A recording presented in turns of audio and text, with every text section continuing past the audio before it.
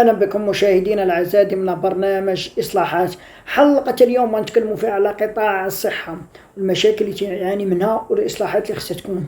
من بين المشاكل اللي تعاني منها قطاع الصحة، أولا قلة المستشفيات والمراكز الصحية والمستوصفات، قلة التجهيزات، قلة الموارد البشرية. الإصلاحات اللي خصها يكون عدد كبير من المستشفيات والمستوصفات والمراكز الصحية، وكذلك يكونوا في الدواوير، لأنه في الدواوير قلال، يكونوا في الدواوير ويكونوا في عدد كبير من مناطق البلاد. كذلك توفير تجهيزات، يكون راديو وتلفازة وسكانير بأثمنة جد مناسبة، توفير عدد كافي من الأطباء والممرضين والممرضات باش يصلح هذا القطاع. نتمنى تكون هذه الإصلاحات من أجل غد أفضل.